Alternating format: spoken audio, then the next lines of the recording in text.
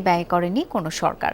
ফলে কিছু কৃত্রিম সংকট তৈরি হয়েছে বলে জানিয়েছেন স্বাস্থ্যমন্ত্রী সরদার মোহাম্মদ সাখাওয়াত হোসেন। সকালে রাজধানীর বক্ষব্যাধি হাসপাতালে যুক্তরাষ্ট্র সরকারের সহযোগিতামূলক কার্যক্রমে তিনি কথা জানান। মে মাসের মধ্যেই হামের প্রকোপ কমার আশা করছেন মন্ত্রী। আয়োজনে মার্কিন রাষ্ট্রদূত বলেন, বাংলাদেশ সরকারের পাশে থেকে স্বাস্থ্য খাতকে জোরদার করে যাবে তাদের সরকার। সিলন টি রপ্তানিতে শীর্ষে।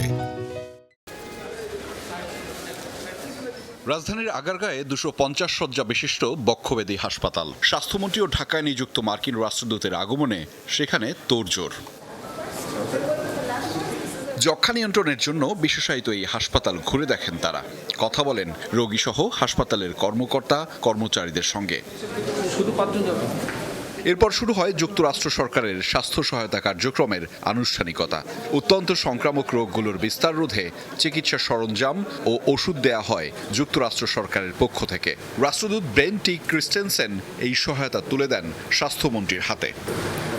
বাংলাদেশের জন্য যুক্তরাষ্ট্র সরকার এ ধরনের সহায়তা অব্যাহত রাখবে বলেও জানান মার্কিন রাষ্ট্রদূত।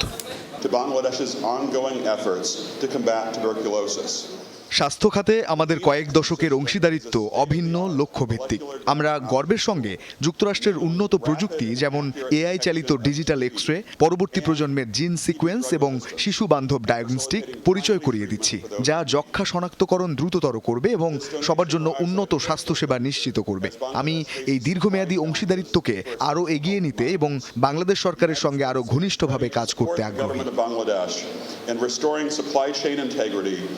বাজেট থাকলেও গত 17 বছরে স্বাস্থ্য খাতে তা সঠিকভাবে ব্যয় হয়নি, ফলে কিছু ক্ষেত্রে কৃত্রিম সংকটও তৈরি হয়েছে। তবে স্বাস্থ্যমন্ত্রী জানান, হাম ও ডেঙ্গু মোকাবেলায় সরকারের যথেষ্ট সক্ষমতা রয়েছে। মে মাসের মধ্যেই হামের প্রকোপ কমার আশাও করেন মন্ত্রী। আমাদের কোনো শর্টেজ নেই, আমাদের ম্যান পাওয়ার শর্টেজ নেই। শর্টেজ একটা জিনিস আপনারা জানেন, 17টা বছর টাকা ছিল, কাজ হয় না, প্রপারলি হয় না। আমি কাউকে ব্লেম করব না। আমরা রেগুলারাইজ করার চেষ্টা করতেছি। আমাদের এই বাজেটটা পরে ইনশাল্লাহ আমরা মোর এফিসিয়েন্টলি, মোর অনেস্টলি আমরা বাকি কাজগুলো ইনশাল্লাহ করবো, আপনাদের সহযোগিতা চাই। স্বাস্থ্যসেবা কার্যক্রম সহ বিভিন্ন উন্নয়ন উদ্যোগে যুক্তরাষ্ট্রের এই সহযোগিতা অত্যন্ত মূল্যবান বলে জানান স্বাস্থ্যমন্ত্রী।